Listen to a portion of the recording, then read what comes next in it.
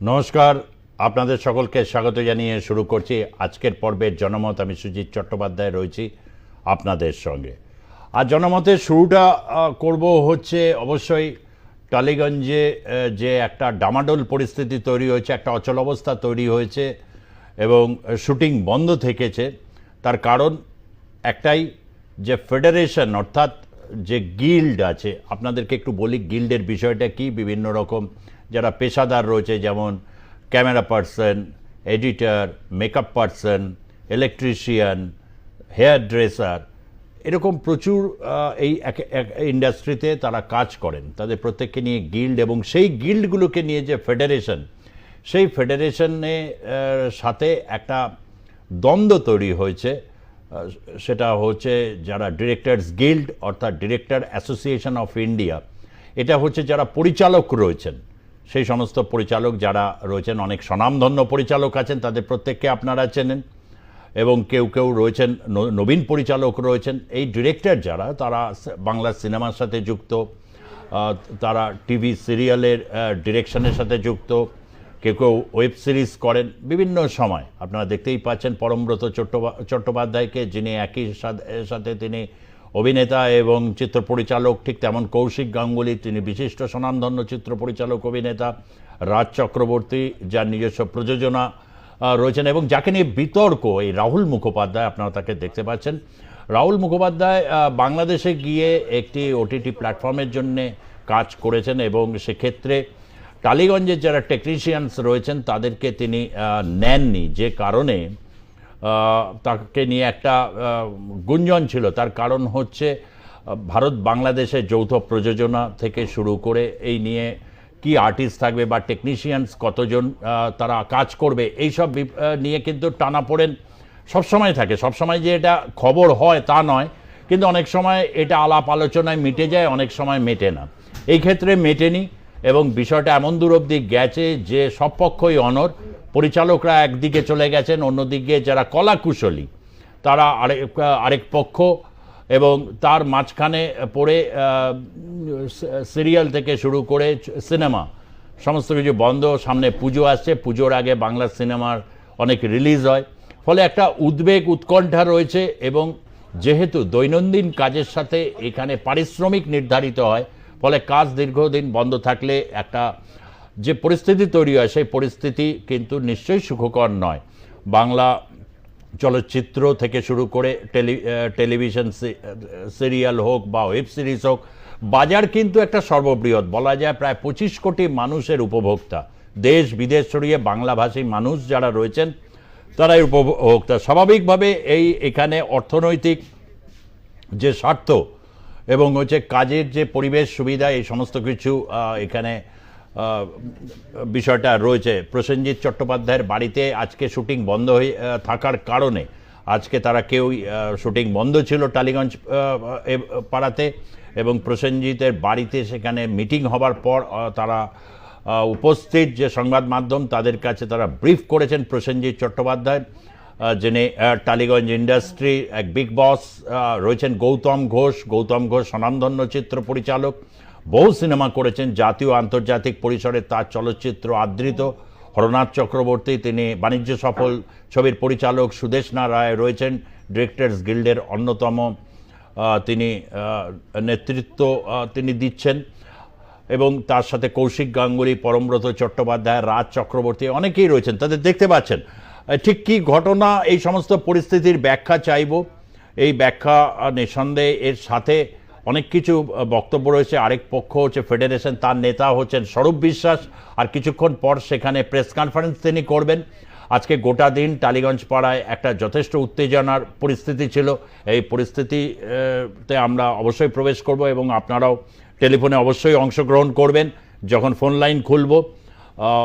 আমরা শুনব কি বলেছেন প্রসেনজিৎ। আমাদের ভূমিকাটা হচ্ছে, আমরা ইন্ডাস্ট্রিতে 40 বছর 50 বছর কাজ করার পরে ইটস লাইক একটা ফ্যামিলির মতো, আমি যেটা বারবার বলি।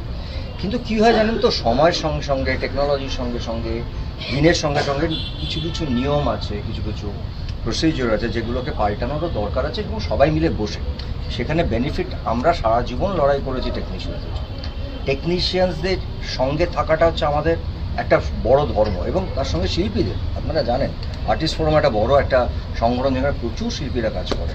আর ডিরেক্টর, আমার কথা হচ্ছে যে পরিচালকরা, এটা না আমার কোথাও বারবার মনে হচ্ছে যে এখন যে জায়গাটা আমরা দাঁড়িয়ে আছি, এখানে লড়াইটা কিন্তু আসলে কোনো লড়াই না, জাস্ট মান সম্মানের লড়াই চলছে। এটা মান সম্মানের লড়াই চলছে। একটা পরিবারে যদি আমরা সবাই একসাথে বিলং করি, ও মান সম্মান, মান অভিমান এগুলো সবই থাকবে, তার জন্য তো পরিবারটা ভেঙে যায় না।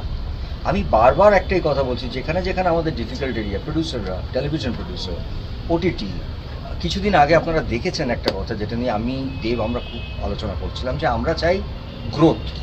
আজকে সারা ভারতবর্ষে কথা হচ্ছে প্যান ইন্ডিয়ান ফিল্ম, আমরা কথা বলছি, লিখছি। প্যান ইন্ডিয়ান ফিল্ম বানাতে গেলে আমাকে বাইরের মানুষদেরকে এখানে আনতে হবে। কদিন আগে আপনারা জানেন যে সেটা খুব সহজে মিটে গেছেন, কারণ আমাদের সবাই ভালোবাসার মানুষই বলবো, মাননীয় মুখ্যমন্ত্রী দিদিকে যাকে বলি, তিনি ইন্টারভিউ করাতে, নাহলে একটা হিন্দি বড় সিরিয়াল এখানে একজন প্রযোজক কাজ করছেন, পরিচালক কাজ করছেন, এটা ভেবে আমি আমার জায়গা থেকে একটা বড় হিন্দি সিরিয়াল করবো, সেটা কোনো কারণে বন্ধ হয়ে গেছিলো, হয়তো কয়েক ঘন্টার জন্য। বেশ নতুন 3-4টে সিরিজ, এই বন্ধ হবার প্রবণতাটা কেন হবে? আমার কথা হচ্ছে যে কাজ কখনো বন্ধ হওয়া উচিত না। আমার ছবি বলে বলছি না, আমি এখানে অভিনেতা নই, কোনো শিল্পীরা যদি আজকে সেটে যায়, আলোচনা হোক কোনো একটা বিষয় নিয়ে, একটা সমস্যা হয়েছে, কাজটা চলুক। কারণ বুঝতে হবে সেই কাজটার মানে পেছনে একজন প্রযোজক শুধু নেই, প্রচুর মাথা কাজ করে একটা ছবি শুরু করার আগে। অভিনেতা, অভিনেত্রী, তার অ্যাসিস্ট্যান্টরা, ডিরেক্টর অ্যাসিস্ট্যান্ট, ক্যামেরাম্যান, এরা 1.5 মাস 2 মাস ধরে রেকি করে একটা ছবি বানানোর আগে। তাদের সব পরিশ্রমটা বন্ধ হয়ে গেল, এবং আলটিমেট বানাচ্ছি কাদের জন্য? দর্শকদেরকে কিছু একটা ভালো কিছু উপহার দেওয়ার জন্য। সেটা সিনেমাও এক, ওটিটিও এক, টেলিভিশন সিরিয়ালও এক। এই পরিশ্রমটা আমরা করি কেন? দর্শকরা যাতে ফাইনালি বলেন বাহ। আর আমি একটা জিনিস এখনও বুঝতে পারছি না, মানে বিরোধিতাটা কোথায়? আজকে যদি বাইরের লোকরা এখানে এসে বেশি কাজ করে, কারা অ্যাডভান্টেজ পাবে? মানে আমি একদিনে অনেকটা খেয়ে নিজের পেটটা খারাপ করবো, না আমি রোজ একটু একটু ভালো খাবার খাবো? এটা ভাবার সময় এসে গেছে আমার মনে হয়। আমাদের ছোট্ট ইন্ডাস্ট্রি কতটুকু, সেখানে কেন বিভাজন হবে? হওয়া উচিতই না, কখনো উচিতই নয়। আরেকটা হচ্ছে যে একটা আইনি এখতিয়ারে সবকিছু হচ্ছে কিনা এটা আমাদের একটু রিভিউ করতে হবে, তাহলেই কিন্তু সমস্যা মিটে যাবে। এমন কিছু সমস্যা নয়, এটা কিন্তু কোনো পক্ষ নেই। এই যদি মনে করে ও পক্ষ এ পক্ষ, তা নয়, সবাই আমরা এক।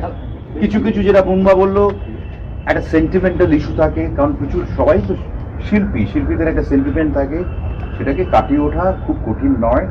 এবং সমস্ত টেকনিশিয়ানস, সমস্ত শিল্পী, পরিচালক যারা রয়েছেন, সঙ্গীতের লোকেরা, সকলেই কিন্তু একই সুরে বাঁধা। এই সুরটাকে আমাদের ঠিকমতো সা লাগাতে হবে।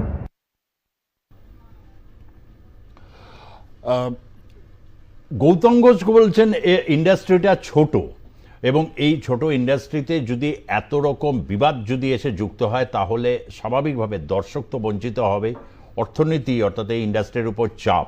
একটা উদ্বেগ রয়েছে যে প্রসেনজিৎ চট্টোপাধ্যায়ের বক্তব্য, ঠিক কী কারণে বিবাদ এখনও তিনি বুঝে উঠতে পারছেন না। স্বাভাবিকভাবে একটা বিবাদের একটা পরিস্থিতি, এবং রাহুল মুখোপাধ্যায়কে শাস্তিস্বরূপ SBF প্রযোজিত ছবিতে তাকে পরিচালনার থেকে সরিয়ে দিয়ে তাকে ক্রিয়েটিভ ডিরেক্টর বা ওই ধরনের কোনো পদ অফার করা হয়েছে, যদিও তার পরিচালক হবার কথা ছিল। সূত্রপাত সেই নিয়ে, যেটা প্রসেনজিতের বক্তব্য, যে এটা নিয়ে একটা মান সম্মান ইগোর প্রশ্ন এসে দাঁড়িয়েছে।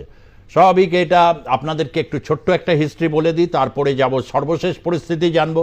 ইতিহাসটা এই, হলিউডে কিন্তু চিত্রনাট্যকারদের যে অ্যাসোসিয়েশন, তারা কিন্তু যখন রয়্যালটি দাবি করেছিলেন যে চিত্র পরিচালক ছবিটা করছেন, প্রযোজক তিনি প্রফিট শেয়ার পাচ্ছেন, চিত্র পরিচালকরা অনেক সময় সেই শেয়ারের অংশভুক্ত হন, কিন্তু যিনি এটার বীজটা বুনছেন বা এই ভাবনাটাকে তিনি গ্রন্থরা করছেন, সেই স্ক্রিপ্ট রাইটার, তারা কিন্তু বঞ্চিত হয়েছেন বলে একটা হলিউডেও ধর্মঘট হয়েছে, বলিউডেও হয়েছে। সেখানে টেকনিশিয়ানসদের সাথে বিশেষ করে এই রেমুনারেশনের প্রশ্নে, অর্থাৎ শ্রমের মজুরি কি হবে বা তাদেরকে কিভাবে কাজ করার সুযোগে অঙ্গীভূত করা হবে, এইটা নিয়ে রয়েছে। তার কারণ বাণিজ্য করতে গেলে একটা ট্রেন্ড এখন রয়েছে, বরাবরই ছিল, যে উপেক্ষা করে তাদেরকে টপকে অনেক ক্ষেত্রে নেওয়া হয়, বা অনেকে এরকম যৌথ প্রযোজনায় ছবি করেন বা অন্য জায়গায় গিয়ে তারা ছবি পরিচালনার কাজ পাচ্ছেন।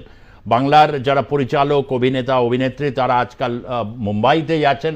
এটার থেকে আনন্দের খবর কিছু হতে পারে না, তার কারণ আজকের মুম্বাই ইন্ডাস্ট্রি যে জায়গায় আছে 50-60-এর দশকে এই কলকাতার ইন্ডাস্ট্রি থেকেই তারা গিয়ে কিন্তু দাঁড় করেছিলেন। কিন্তু এই পরিস্থিতি আজকে কেন তৈরি হলো, নেপথ্যে কী কারণ, বা এটাকে মেটানোর জন্য আপনারা দেখছেন দিনভর সবাই হেভিওয়েট যারা তারা চেষ্টা চালাচ্ছেন, তাতে কি কোনো সুরাহা মিলবে? এই সমস্ত বিস্তারিত জানবো। রয়েছেন টেকনিশিয়ান স্টুডিওতে, কলকাতার স্বনামধন্য টেকনিশিয়ান স্টুডিওতে রয়েছেন আমাদের সাংবাদিক রিক পুরকায়স্থ। রিক, সর্বশেষ পরিস্থিতি এখন ঠিক কি? আজকে এই যে শুনশান স্টুডিও পাড়া দেখা যাচ্ছে, সেটাকে আগামী সময়টাতেও কি বিদ্যমান থাকবে, না বিভিন্ন পক্ষ তারা কোথাও একটা আলাপ আলোচনার জায়গাতে আসছে?